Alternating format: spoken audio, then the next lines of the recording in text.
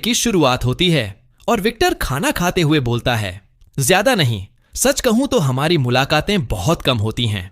वो नफरत के लायक है और न दया के भी।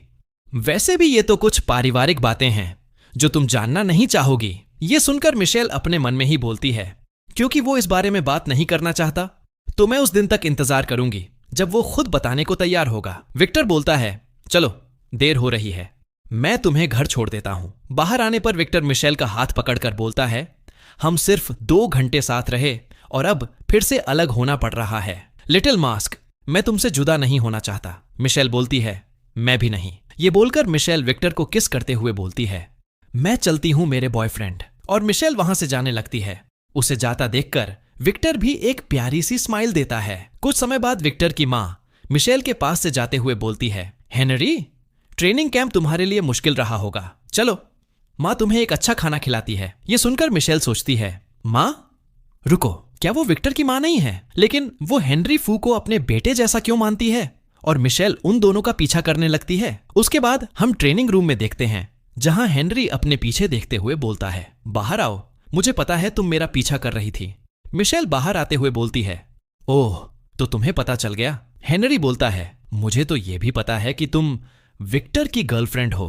मिशेल बोलती है, तुम्हें क्या हो गया है? क्या तुम विक्टर की मां के साथ बाहर नहीं जाना चाहते थे? अगर ऐसा था तो मना कर सकते थे। हेनरी बोलता है, क्या तुम्हें लगता है कि मैं जाना चाहता था? यह सब इसलिए है क्योंकि मेरा चेहरा जैन फू से बहुत मिलता है। वो मुझे अपने मरे हुए बेटे समझ बैठती है और एक भ्रम में जीती है। मिशेल बोलती है, लेकिन विक्टर भी तो उनका बेटा है। हेनरी बोलता है, विक्टर? वो भी दया के लायक है। वो उस हादसे से सिर्फ 13 साल की उम्र में गुजरा था और तो उसकी मां ने भी उसे हत्यारा समझ लिया है। उसके बाद मिशेल रात के सोते हुए हेनरी की बातें सोच रही होती है। विक्टर की उम्र 13 साल थी जब जेन 18 का था। दोनों का किडनैपिंग हुआ था और मिस्टर फू को फिरौती देने की कोशिश में बंधक बना लिया गया। जब तक पुलिस पहुंची तो वहां पर सिर्फ विक्टर ही बच पाया था। यह जानने के मिशेल बोलती है, मुझे लगा था मैं विक को अच्छी तरह जानती हूं, लेकिन अब भी बहुत सी बातें हैं जो मुझे बिल्कुल नहीं पता। उस हादसे की वजह से उसे कुत्तों से डर लगता है, इसी कारण उसे नींद नहीं आती, इसलिए उसके शरीर पर हमेशा चोटों के निशान रहते हैं। लेकिन इतना सब कुछ झेलने के बाद भी उसने खुद को संभालना सीख लिया और बन जाऊं वो बेफिक्र और उजला विक्टर फू। उसके बाद मिशेल रोते हुए बोलती है, काश मैं उस सर्द रात में लौट पाती, उसका हाथ थामे, उसकी बेबस आत्मा को गले लगाए। विक्टर, मुझे तुम्हारी बहुत याद आ रही है। और हम अगले दिन का सीन देखते हैं जहां मिशेल ट्रेनिंग कैंप से वापस आती है। विक्टर मिशेल को देखकर बहुत ही ज्यादा खुश होते हुए बोलता है, लिटिल मास्क, तुम आखिरकार आ ही गई, लाओ मैं तुम्हारा सामान ले लेता हूं। लेकिन मिशेल आकर विक्टर से गले लग जाती है। ये देखकर विक्टर बोलता है, क्या हुआ? मिशेल बोलती है, कुछ नहीं, बस तुम्हें गले लगाने का मन था। विक्टर मिशेल के गालों को पकड़कर बोलता है, क्या तुम रो रही थीं? तुम्हें कौन तंग कर रहा था? मिशेल बोलती है, मैं रो नहीं रही थी, कल मैंने तीखा हॉटपॉट खा लिया था जिससे मेरी आंखों में पानी आ गई थी और आज सुबह ये सूज गई। विक्टर बोलता है, क्या सच में? मिशेल विक्टर को वहां से ले जाते हुए बोलती है, कोई बात नहीं, क्या हमें आज तुम्हारे दादाजी के घर रात के खाने पर नहीं जाना है? चलो जल्दी चलें। थोड़ी समय बाद विक्टर बोलता है, रुको, आज तुम में कुछ गड़बड़ लग रही है। ये सुनकर मिशेल घबराते हुए बोलती है, ऐसा क्या लग रहा है? विक्टर मिशेल के हाथों को घूरते हुए बोलता है, तुम असामान्य रूप से चिपकी रहती हो। मिशेल विक्टर से गले लगते हुए सोचती है, काश उस समय मैं उसे ऐसे ही पकड़ पाती, क्या इससे कम असहायता महसूस होती? उसके बाद हम फू परिवार का घर देखते हैं जहां विक्टर की मां बोल रही होती है, क्या तुम खाना खा रहे हो? लगता है मैं गलत समय पर आ गई हूं। विक्टर के दादाजी बोलते हैं, तुम बिना किसी कारण के यहाँ क्यों आ गई हो? विक्टर की मां बोलती है, ओह, मैं तो बस ये देखना चाहती थी कि विक्टर किस तरह की लड़की को डेट कर रहा है। विक्टर के भाई ने अपनी मृत्यु से पहले कभी किसी के साथ डेटिंग नहीं की थी, लेकिन विक्टर ने वाकई बहुत तेजी से रिश्ते बनाए। विक्टर बोलता है, क्या इस समय वाकई परेशानी खड़ी करना जरूरी है? उसकी मां बोलती है, मैं तो बस तुमसे मिलने आई हूं और तुमको लगता है कि मैं कोई मुसीबत खड़ी कर रही हूं। क्या तुम मुझे मरा हुआ देखना चाहते हो या कुछ और? फिर वो मिशेल से बोलती है, तुम्हारा नाम क्या है? लेकिन तभी विक्टर गुस्से में बोलता है, आप क्या चाहती हैं?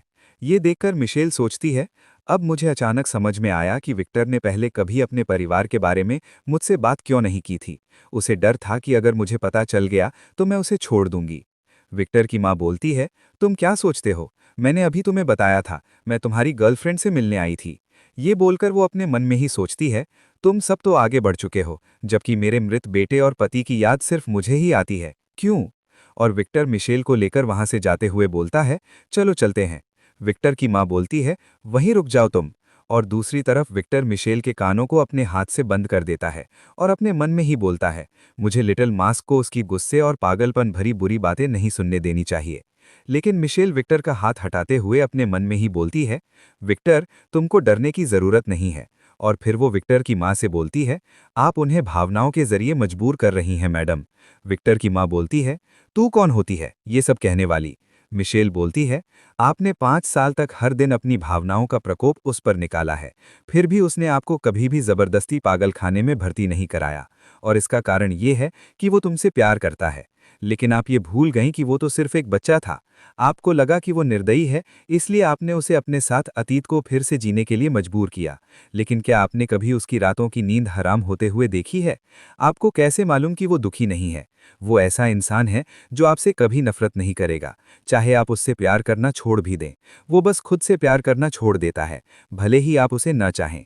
चैप्टर 94 की शुरुआत होती है और हमें बताया जाता है, रात होते ही वो दोनों विक्टर के अपार्टमेंट लौट आए और हम देखते हैं मिशेल खाना बना रही होती है। तभी पीछे से विक्टर बोलता है, सच कहूं तो मैं थोड़ा नाराज हूं। मिशेल बोलती है, तुम्हारी गर्दन की चोट उस फूटी हुई इंस्टेंट नूडल्स की कटोरी से बिल्कुल नहीं हुई थी, है ना? तुम्हारे घर में तो इंस्टेंट नूडल्स या काउंट की कटोरी है ही नहीं। विक्टर बोलता है, ठीक है, समझ गया, मेरी गलती थी। और वो मिशेल के पास आकर बोलता है, माफ करना, अब मैं तुमसे कुछ नहीं छुपाऊंगा। मिशेल बोलती है, मेरा मतलब वो नहीं था, मैं तो बस। विक्टर बोलता है, मुझे पता है तुम बस मेरी चिंता कर रही हो। लेकिन मिशेल विक्टर से गले लगते हुए बोलती है, सच कहूं तो अभी मैं तुम्हें छोटा सा बना देना चाहती हूं, फिर तुम्हारे लिए एक नरम सा घोंसला बनाऊं जहां तुम आराम से रह सको।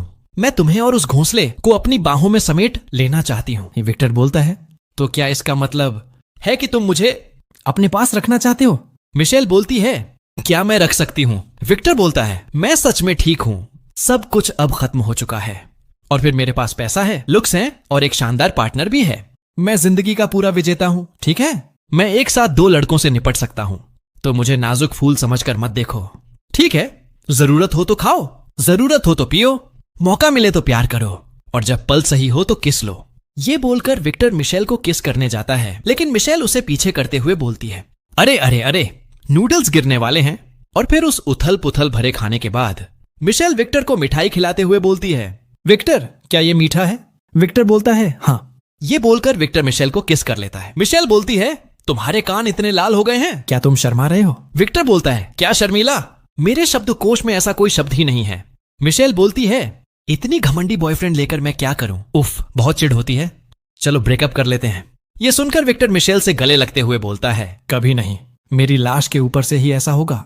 उसके बाद हम रात के समय देखते हैं जहां मिशेल सोच रही होती है, मैं विक्टर के साथ सोना चाहती हूं, और दूसरी तरफ विक्टर सोच रहा होता है, मैं सच में लिटिल मास्क के साथ सोना चाहता हूं। मिशेल सोचती है, लेकिन क्या यह ठीक होगा कि अभी 18 साल के हुए प्रेमी एक साथ सोए? अब बस मैं जाकर देखती हूं कि वो सोया है या नहीं। उसके बाद मिशेल विक्टर के कमरे के बाहर आकर बोलती है, विक, दरवाजा खोलो, क्या तुम जाग रहे हो? यह सुनकर विक्टर बोलता है, लिटिल मास्क, तुम आधी रात को मेरे कमरे के बाहर चुपचाप क्यों घूम रही हो? मिशेल बोलती है, मैं सोच रही थी कि अगर तुम सो नहीं पा रहे हो तो तुम्हारे साथ सो जाऊं। ओह, लेकिन लगता है तुम तो जल्दी ही सो जाते हो, है ना? तो मैं चलती हूं। लेकिन विक्टर उसके पास आकर बोलता है, असल में मैं सो नहीं पा रहा हूं, क्या तुम मेरे साथ रह सकती हो? कुछ समय बाद विक्टर सोच रहा होता है, ओ नहीं, मैं उसके इतने पास लेटे हुए बिल्कुल सो नहीं पा रहा हूं। मिशेल सोच रही होती है, उफ, उसकी खुशबू तो सोना और भी मुश्किल बना रहा है। विक्टर बोलता है, क्या मैं तुम्हें थाम सकता हूं? चैप्टर 95 की शुरुआत होती है और विक्टर मिशेल से बोल रहा होता है, क्या मैं तुम्हें थाम सकता हूं लिटिल मास्क? मिशेल बोलती है, हाँ। फिर विक्टर मिशेल को पकड़कर सोचता है, जिस लड़की से मैं सबसे ज्यादा प्यार करता हूं वो इस समय मेरी बाहों में है। मैंने कभी सोचा भी नहीं था कि ये दिन मेरी जिंदगी में आएगा। और तभी विक्टर मिशेल को किस कर लेता है, जिसे विक्टर खुद ही हैरान हो जाता है और जल्दी से पीछे हटते हुए बोलता है, माफ करना। मिशेल शर्माते हुए बोलती है, क्या तुम कोई ठरकी हो? विक्टर बोलता है, मैं ऐसा सिर्फ तुम्हारे साथ होता हूं। जिस लड़की से कोई सबसे ज्यादा प्यार करता हो उसे बाहों में लेकर कोई कैसे कुछ महसूस न करे। मिशेल बोलती है, शायद मुझे अपने कमरे में जाकर सोना चाहिए। ये सुनकर विक्टर तुरंत बोलता है, नहीं, जरूरत नहीं है। मिशेल बोलती है, ठीक है, मैं थोड़ा दूर रहूंगी ताकि तुम्हें अच्छा लगे। लेकिन विक्टर मिशेल के पास आकर बोलता है, लिटिल मास्क, मैं तुम्हें सबसे ज्यादा चाहता हूं और हमेशा तुम्हारे साथ रहना चाहता हूं, इसलिए निश्चिंत रहो। मैं चाहता हूं कि तुम खुश रहो, सफल बनो और तुम्हारी जिंदगी पूरी हो बिना किसी पछतावे के। और जिस दिन मैं तुम्हारे लिए अंगूठी लेकर आऊं और अगर तुम कहो कि तुम तैयार हो तो मैं बिना किसी हिचकिचाहट के तुम्हारी ओर दौड़ पड़ूंगा। मिशेल बोलती है, मुझे पता है। विक्टर मिशेल को अपने बाहों में लेकर सोते हुए सोचता है, वो मेरी है और अब कोई उसे मुझसे कभी नहीं छीन पाएगा। उसके बाद हम कुछ दिन बाद कैंपस के बाहर एक फास्ट फूड रेस्टोरेंट में देखते हैं जहां हेनरी विक्टर और मिशेल को देख रहा होता है। तभी विक्टर का नजर हेनरी पर जाता है, जिसे हेनरी वहां से बिना खाना लिए ही भागने लगता है। ये देखकर रेस्टोरेंट की मालिक बोलती है, बेटे, तुमने खाना नहीं लिया है। मिशेल विक्टर से बोलती है, क्या तुमने उसे डराया या कुछ किया? विक्टर बोलता है, नहीं, शायद उसके दिमाग में कुछ गड़बड़ है। वो मुझे देखकर ऐसे भागता है जैसे कोई भूत देख लिया हो। फिर वो अपने मन में ही बोलता है, अगर वो सच में फू परिवार का उत्तराधिकारी बनने के लिए मुझसे मुकाबला करना चाहता था तो मुझे देखकर वो ऐसा कैसे रिएक्शन दे सकता है? शायद उसने कभी मेरा विरोध करने का इरादा ही ना किया हो। लेकिन अगर ऐसा है तो फिर कैरोल ने इतने सालों तक हमारे बीच नफरत क्यों फैलाई? लगता है मुझे किसी से इस बारे में पता करवाना पड़ेगा। खाना खाने के बाद साइमन बाहर देखते हुए बोलता है, हाँ, क्या वो यान जाओ नहीं है? क्या अब उसका कोई बॉयफ्रेंड है? यान को देखकर कुछ लड़कियां आपस में बात करती हैं। वो सामने वाले आर्ट स्कूल से कोई है ना? वो उसके साथ क्यों घूम रहा है? दूसरी लड़की बोलती है, क्या उस लड़के को उसके पुराने स्कैंडल के बारे में नहीं पता? पहली लड़की बोलती है, इतनी हलचल के बाद उसे तो पता चल ही गया होगा, है ना? शायद वो ये भी सोचता हो कि वो कोई बेचारी सी लड़की है जिसे सुरक्षा की जरूरत है। ये सब सुनकर मिशेल सोचती है, जिस तरह चीजें घटित हुई हैं, ये ओरिजिनल कहानी से बिल्कुल अलग है और मुझे उस लड़के की बिल्कुल भी याद नहीं है। क्या वो कोई अजनबी है? मिशेल को देखकर विक्टर बोलता है, क्या तुम्हें वो हैंडसम लगता है? मिशेल बिना सोचे समझे बोलती है, खैर, कला के क्षेत्र में लोग अपनी सूरत पर ही जीते हैं और हां, मुझे लगता है कि वो ठीक ठाक दिखता है। ये सुनकर विक्टर चिढ़ते हुए बोलता है, क्या तुम्हें लगता है कि आर्ट पढ़ने वाले लड़कों को एक्स्ट्रा मार्क्स मिलते हैं? तुमने उसे कितने पॉइंट दिए? मिशेल हकीकत में लौटे हुए बोलती है, मैं उसे कोई एक्स्ट्रा पॉइंट्स नहीं दूंगी, वो तो सिर्फ तुम्हें मिलते हैं। विक्टर रोते हुए बोलता है, लिटिल मास्क, अगर तुम लड़के होते तो तुम पूरे के पूरे बदतमीज होते। ऐसी ही बातें तो बदतमीज लोग हमेशा कहते हैं। ये सब सुनकर मिशेल विक्टर को पकड़कर किस कर लेती है। ये सुनकर साइमन सोचता है, क्या वो दोनों को भूल गए हैं कि मैं ठीक उनके पीछे खड़ा हूं? और इसी के साथ एपिसोड 95 खत्म होता है और आप लोग वीडियो को लाइक और चैनल को सब्सक्राइब कर लो। चलो मिलते हैं अगला एपिसोड में।